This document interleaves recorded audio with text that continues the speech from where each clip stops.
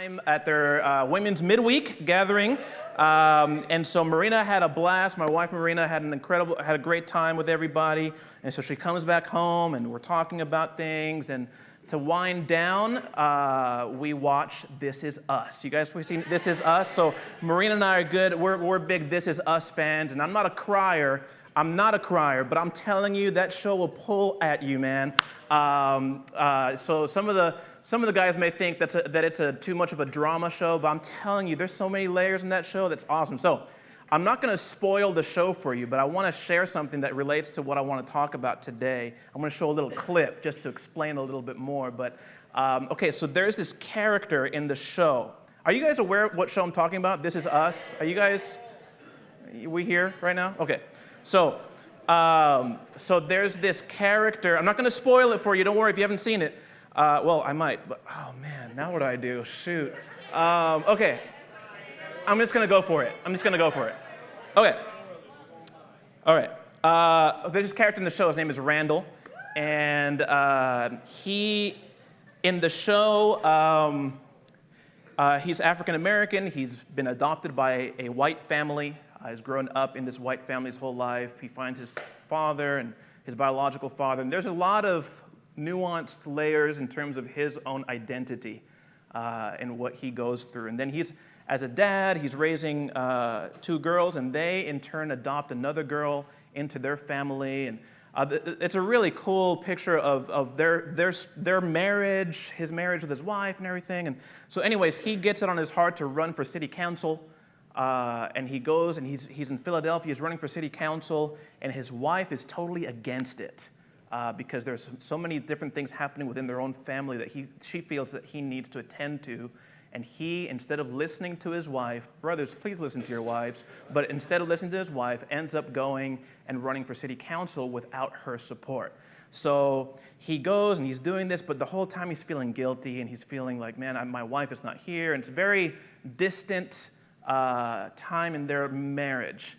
And then it's New Year's Eve, and he's losing in the polls, and he gets a packet that is basically some information about his opponent that if he uses could totally win him the election. But it's sort of a sleazy way to win.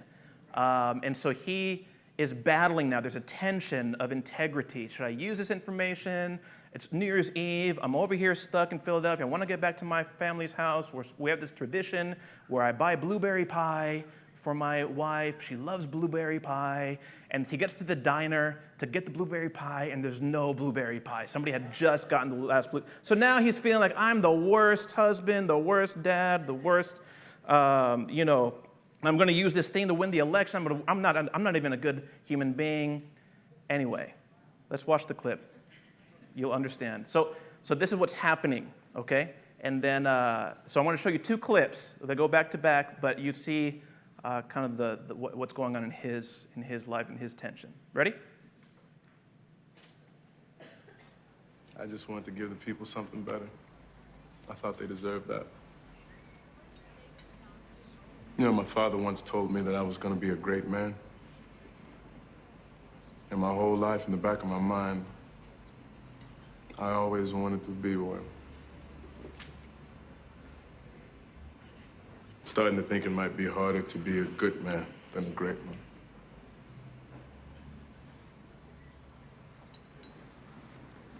I'm sitting on something that could change the whole game. It's just not the way I want to do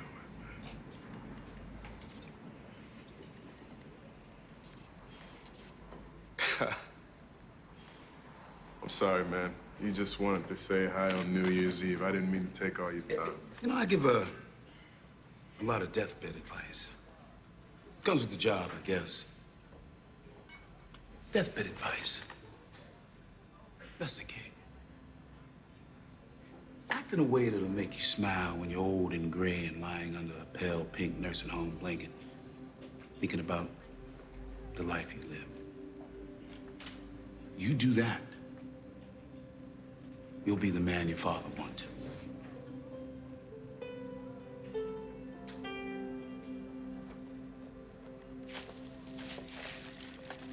give us to your wife. I got the last blueberry pie. Happy New Year, Mr. Pearson.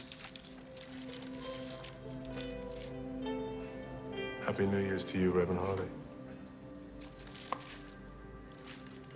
God bless you, sir.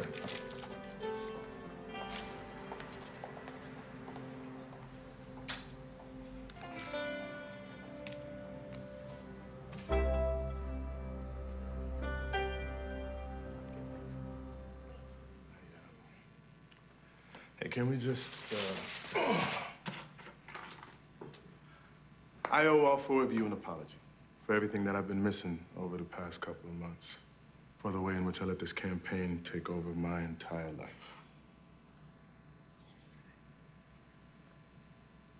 You know, one day I'm gonna be an old man, laying in bed all pale with a pink blanket pulled over me.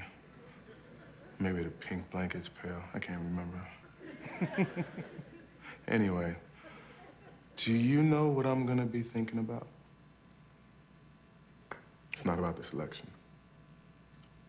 I'm gonna be thinking about blueberry pie. I'm gonna be thinking about making gingerbread trains with my favorite four girls. This family is what makes me special. You four, you're what make me great. And I'm sorry if I haven't done a good job of showing you that enough lately.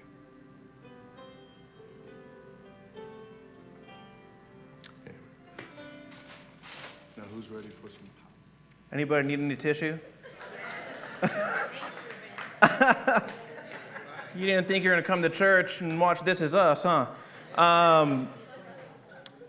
I don't know, for some reason, as I'm watching this, I think as a father, as a husband, raising children, obviously that resonates, right? That resonates. But it just struck me because there is I think there is an innate desire in all of us as people to be great. The idea that he shares, you know, my dad told me I was going to be a great man, and I thought I was going to be a great man, but I'm just having a hard time being a good man. I think there is a tension in all of us that we experience that we have been given abilities or talents or resources to be great, and yet because of our decisions and choices or whatever the case may be, we end up, we're barely happy with just being, if I can just be good, if I can just be a good person, I'll be fine. And he ends up meeting, you know, obviously we saw that there in the diner with the Reverend, and the Reverend sort of gives him his deathbed advice, you know. Act in a way that's going to make you smile when you're in the nursing home, and you look back on your life, and you realize what is most important. And he goes back home and gets resolved with his family, and for him, that meaning that there's, I love what he says, you know, you're talking to his family, you're what makes me special.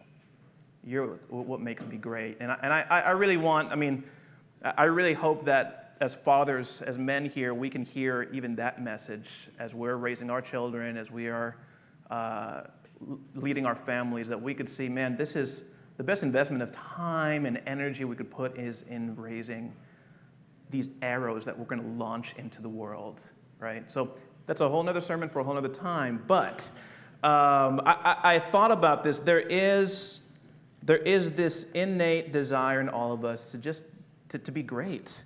We want there to be a smile on our faces as we think about life, the life we lived and the people we impacted. And you don't have to be married and raise kids to experience greatness.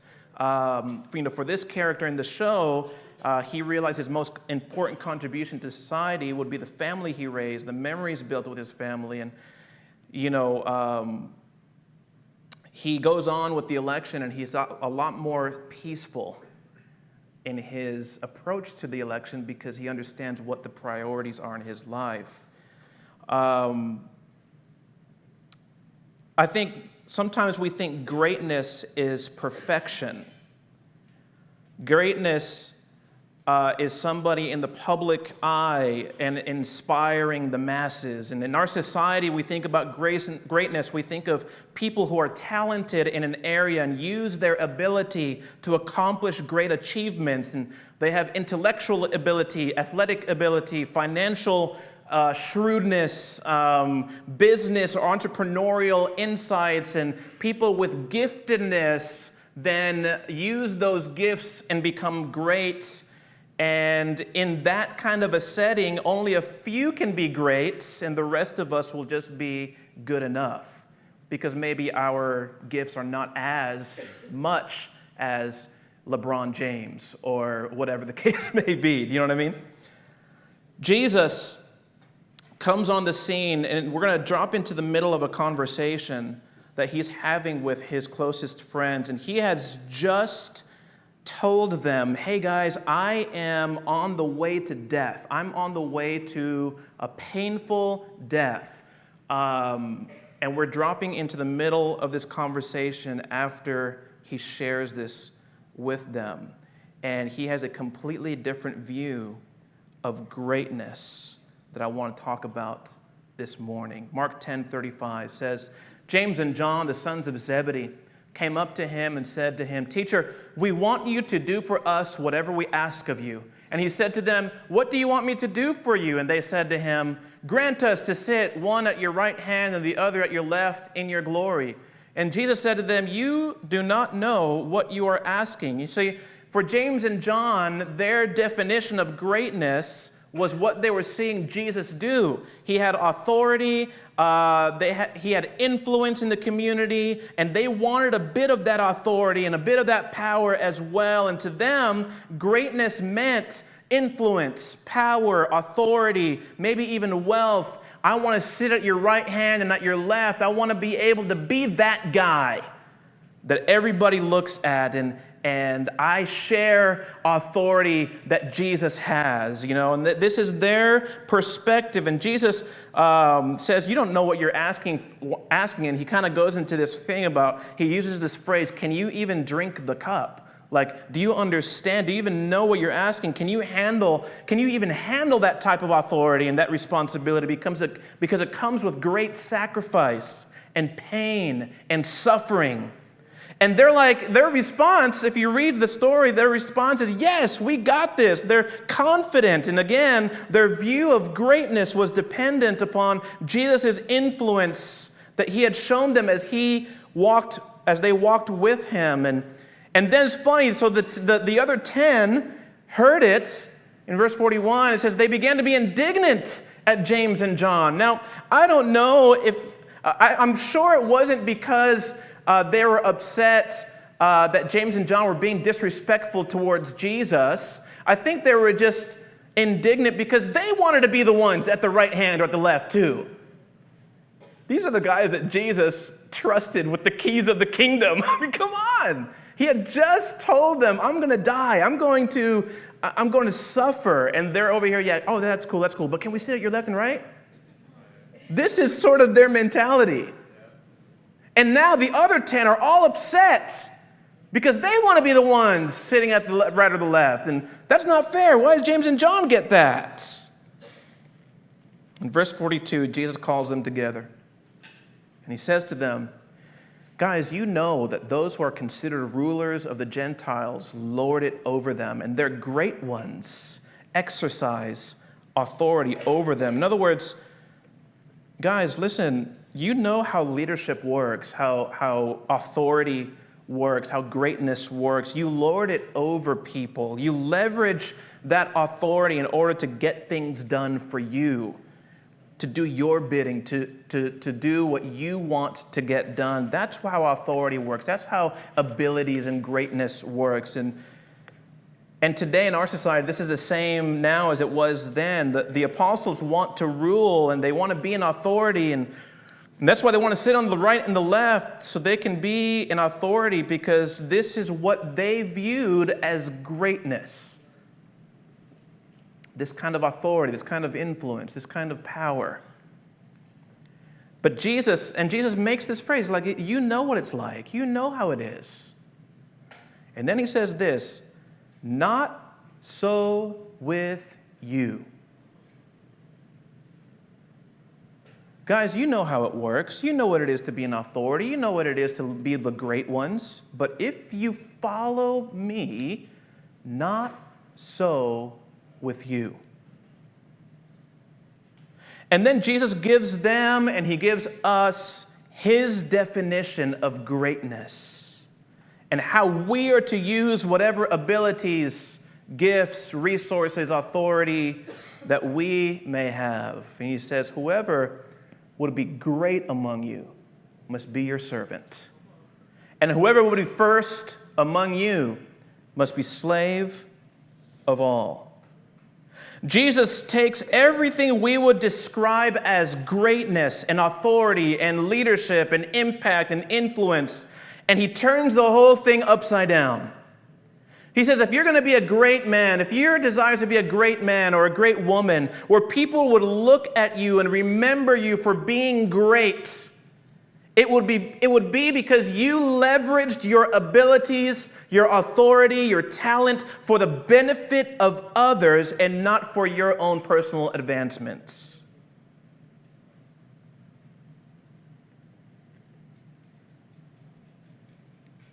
Over the years, there's been a lot of, as a leader, I like to read about leadership and study different leaders. So there's been a lot of research done with business entrepreneurs and leadership and influence and all that kind of stuff. And one of the questions that is always asked is, what is the distinguishing characteristic of a great leader? And there's been a lot of research done in this field. And years and years ago, an author, Jim Collins, came out with a book called Good to Great. And the idea was, how do these good companies become great companies? And he's assuming, yes, it's the leader. It's got to be with the leader because everything rises and falls on leadership. And so he goes into these interviews and researches all these different leaders of companies that were good companies, but they became great companies, and they had parameters of what that meant, what that looked like, what was an actual great company. And he walked in expecting the common characteristic of these great leaders to be charisma. Someone with personality and passion and ability to rally people to a cause that people wanted to be with. And after doing the research, the results came back and he found something completely different. He found that these great leaders had one thing in common, and that was humility. A lot of these guys, actually, he said, were kind of reserved and introverted and quiet. They weren't loud and, yeah, come on, guys. They weren't like that. They were just simple, quiet, humble men and women. But what he found was that great leaders live in a tension of being incredibly passionate about progress and moving things forward, which every leader does. Every leader wants change in a culture or company, organization, progress, movement. Every leader wants that. So he found that there was a tension of being incredibly passionate about moving forward and a humility that was so compelling that it drew people to their direction. And I think Jesus would look at that and say, yeah, duh. I said this 2,000 years ago. If you're going to be great, you got to lead the other way around. Whoever would be great must be your servant.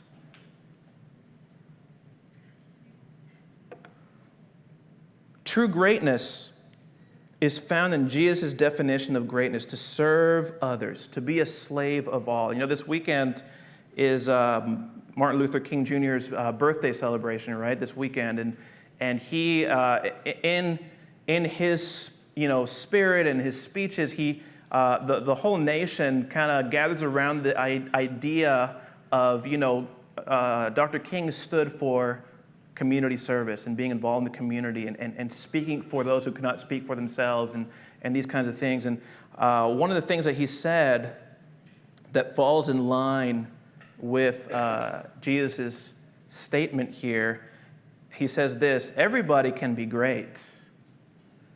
Now, before this, he says, not everybody's going to be famous. Not everybody can be famous, but he says everybody can be great because anybody can serve. You don't have to have a college degree to serve. You don't have to make your subject and verb agree to serve. You only need a heart full of grace and a soul generated by love. I love that. I love thinking the idea that, it doesn't require all kinds of abilities and talents and gift sets and resources to be great. According to Jesus, the great one will be the one who serves. And Dr. King said it so well, anybody can be great because anyone can serve. Ability, talent, passion, these are all good things, but according to Jesus, true greatness is found in our servitude of others. All you need, according to Dr. King, I love that, is a heart full of grace and a soul generated by love. So what I want to give us today is one question and one principle that we can use as we strive for true greatness. You guys with me here? All right, question. I want you to hold on to this question. What can I do to help? Very simple. What can I do to help? This simple question will create a culture of respect and love and encouragement like nothing else will. It's not, are you following Jesus? It's not, what's going on in your life? It's what can I do to help? Some of you, if your boss came in at work and asked you this question, you would freak out. Because you work in an environment where you're the one expected to ask this to your boss. Some of you who are managers and in authority in your own workplace, if you were to stop by one of your employees' workplaces tomorrow and ask them this question, they'd freak out. Because in their mind, they're thinking they're there for you. This will break down every wall of tension in any workplace, in any family, in any relationship. Hey, what can I do to help? What can I do to help? You want more unity in the church? Ask somebody this question. What can I do to help? You want your small group to have a sense of family and an encouragement? What can I do to help? You want to be a great usher in the church? What can I do to help? You want to be a great Kids Kingdom children's ministry worker? What can I do to help? You want to be a great public speaker? What can I do to help? You want to be a great musician? What can I do to help? Teenagers, can you imagine going home today and going to your mom and dad and telling your mom or dad, hey, Dad, what can I do to help? I think your parent would freak out and not know what to do with themselves. What can I do to help? It'll completely, you have some tension at home right now? This question will completely change the dynamic in the conversation in your home. What can I do to help? I want to challenge the church a little bit here. Are you ready to be challenged, church? We have a very large mission at hand. There is much work to be done. The church, the gathering of Jesus' followers, is the answer to much of the world's largest problems and issues. Because the issues in our world are not just economic, are not just racial, it's a soul issue. We need all hands on deck. You guys with me here? If we're to become a launching pad for world change, we need everyone to have this question in your back pocket all the time. What can I do to help? And maybe something small, but God is always in the details, is He not? And He's always aware of the details. He knows what you're doing and nobody else is watching. What can I do to help? Principle that I want to share with you here. You're going to hold on to this question in your back pocket. You're going to use this this week at work, in your small group, with one another. What can I do to help? What can I do to help?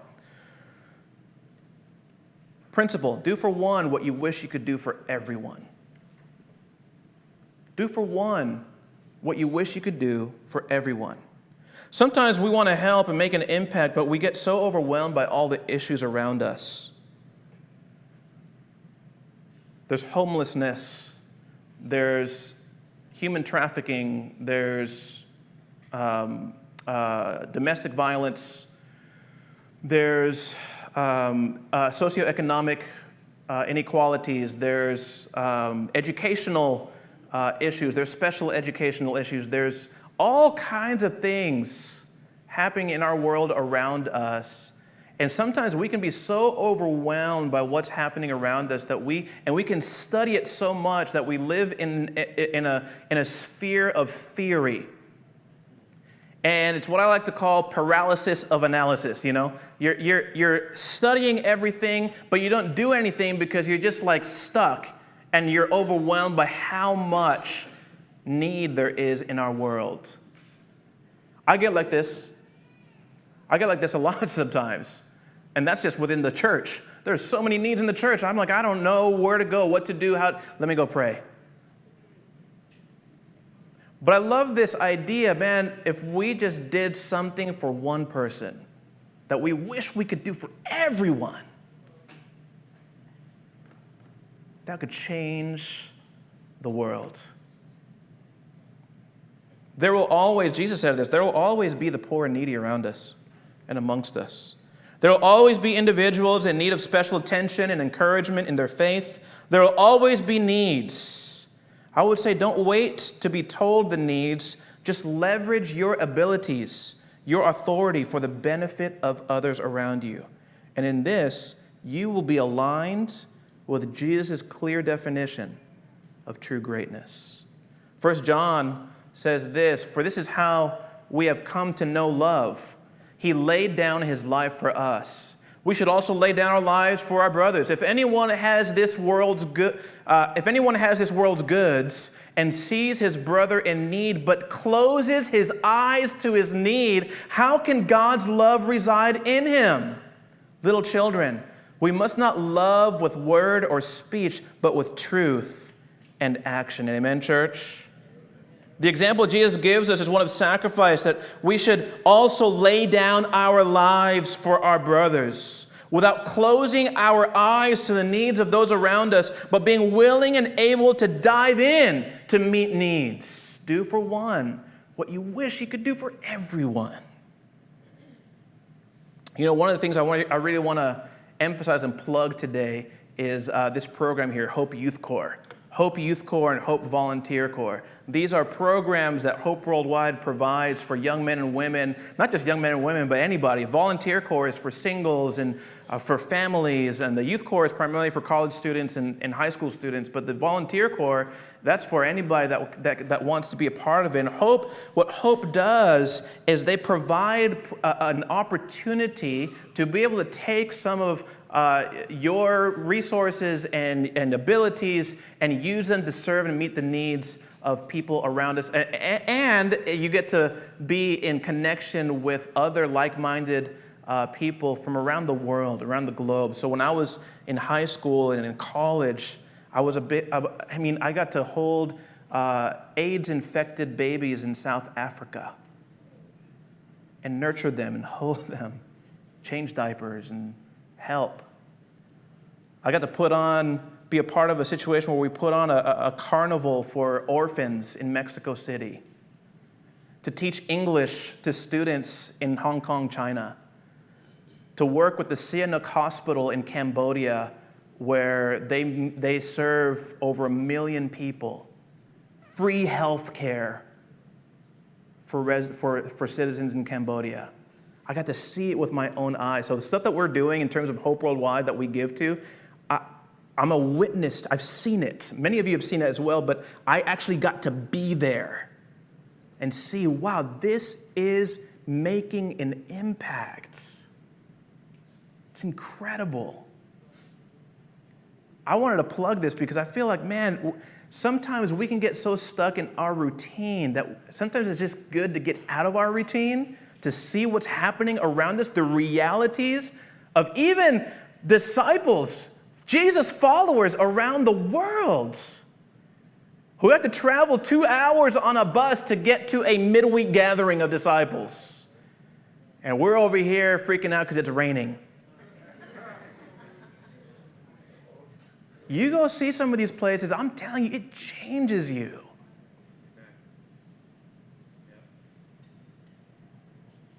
I want to challenge you, though. We don't need to wait for this, for hope to tell us what to do. There's so much going on around us. I was so inspired. I shared this a couple years, last year, 2 years ago, I shared about this. This using the Christmas season. You know, in my season of life, it's hard to budget my time to physically sometimes meet needs, but I can budget financially to do so and connect in that way. And it was incredible during the 2 Christmas seasons to be able to get my children involved in collecting and saving money and sacrificing a Christmas gift and using that money to be able to use that to help a corporation, an organization build clean water wells. One in India and one in Nicaragua. And we still talk about this. I wish I could do that for everyone. But man, I can do for at least one what I wish I could do for everyone. Does that make sense? And just that little bit, man, it can change somebody's life. Who knows what will happen for that person's life? Sometimes we're not even aware of what could happen. We have so many opportunities. I would encourage you, are you even aware of the opportunities?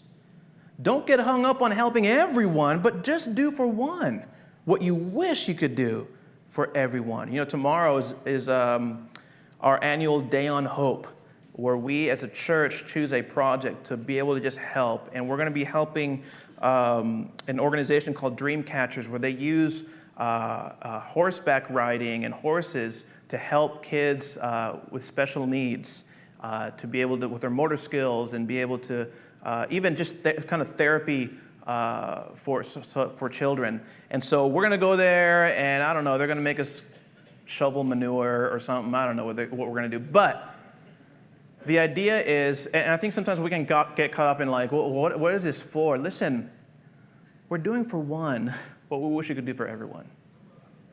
This organization is helping children. Let's help children. If it's going to help them to clean up some manure, we'll help them clean up some manure.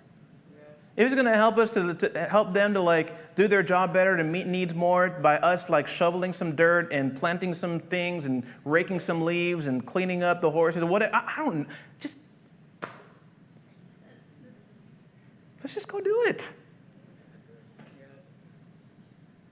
Everyone can be great because anyone can serve. Amen? True greatness is experienced by serving others. Do you want to be great, church? I want to be a great church. I want to be part of a great church. I want to be great. How can you put your faith into action and serve this week? I want to give a little challenge here to our high school students. Teenagers, are you here with me this morning? I want to challenge our teens. Now they're like, uh-oh. Here's what I want to say to teenagers. Listen, you're awesome. I love you.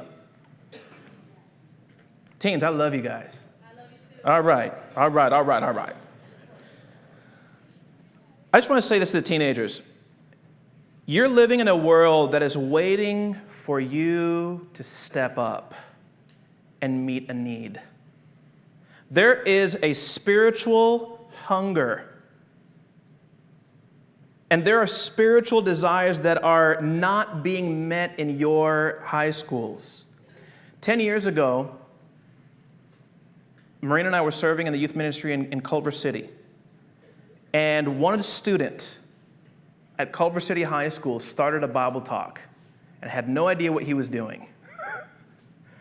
And he just started meeting with people during lunch and I would bring pizzas, because pizzas always work. And we started having this Bible talk, and it got voted, the first year there, it got voted the best club of the year. Just because, I don't know what happened, but it just happened. They were on the yearbook and everything. It was awesome. Fast forward 10 years, it's still happening. And I just found out last week, they have about 50 kids come to this Bible talk every week at Culver City High School. The principal of the high school, her daughter just got baptized in the teen ministry in the West. And now the principal of the high school is full on in prayer times with the youth ministry leader, woman ministry leader in the West. She's not studying the Bible, but she's just open to getting together for prayer. When we were there, we had teens, part of our church, they all ran for student government, and we had these disciples that were running homecoming and senior proms, disciples influencing it. We had the school president, the ASB president, the senior class president, vice president, treasurer, all of them are disciples. Why? Because they made a decision to just step up and do something and try something and step out on faith. And I want to challenge our teenagers, okay? Sorry, church. You can turn off right here. I'm talking to teens. I want to challenge our teenagers. There is spiritual hunger in your schools. There is emptiness in your schools. There are people in need that wish they had what you have. An adult who would call you to ask you how you're doing spiritually. A parent who would engage in a spiritual conversation with you, a spiritual family that gets to do all the fun things, camps, summer camps. There are people in your school who would wish they had what you have. And I'm not knocking it. I'm actually excited about what you have.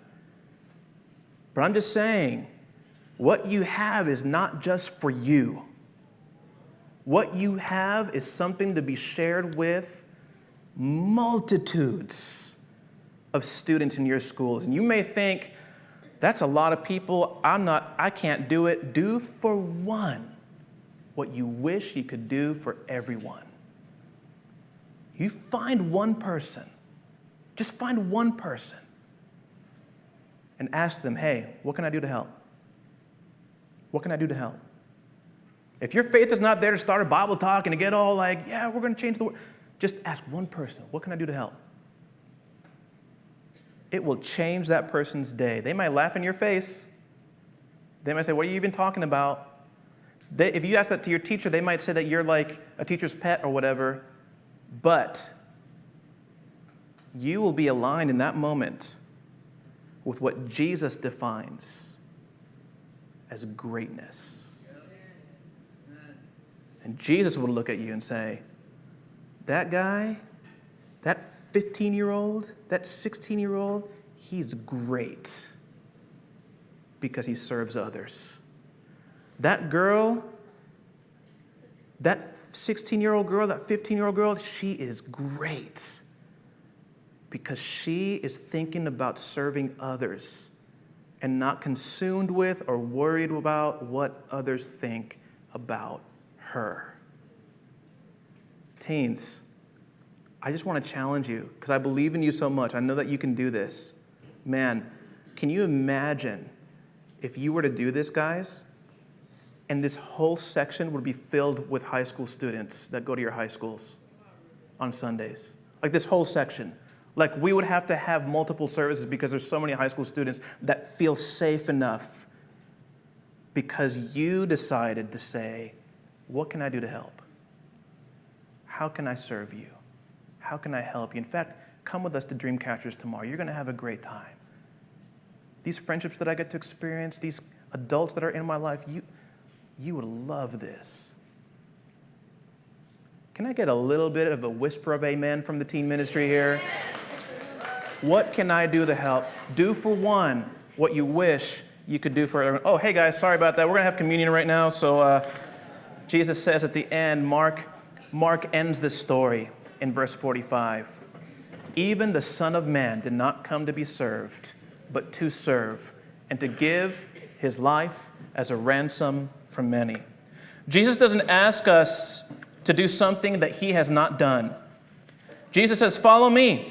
Follow me and figure out how to leverage your abilities, your authority, your talents, and your resources for the benefit of others. And you'll be better off, and they'll be better off, and everyone wins if you choose to follow me and agree to my definition of true greatness.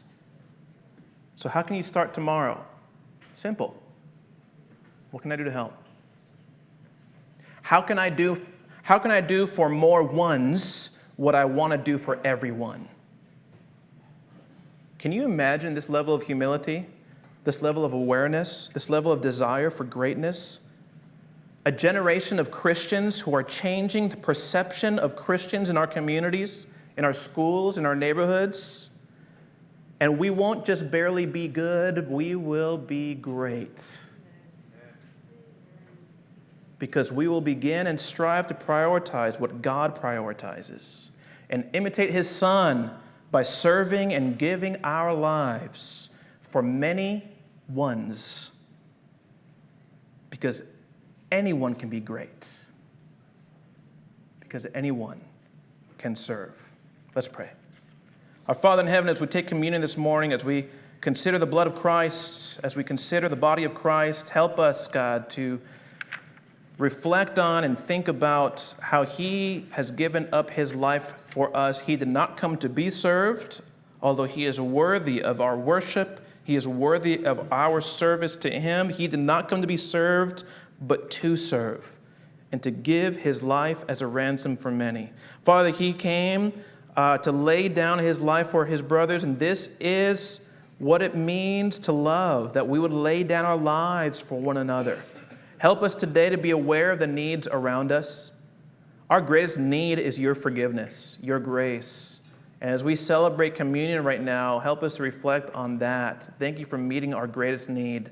And in that spirit, help us to look around and help meet needs wherever we go, in our neighborhood, in our communities, in our workplaces, in our small groups, at our Sunday gatherings. There are needs that need to be met, and I really pray that we would strive for true greatness, and that at our deathbed, we would lay down and look back on our lives with a big smile on our face because we aligned with your definition of greatness and prioritized your priorities. In Jesus' name, amen.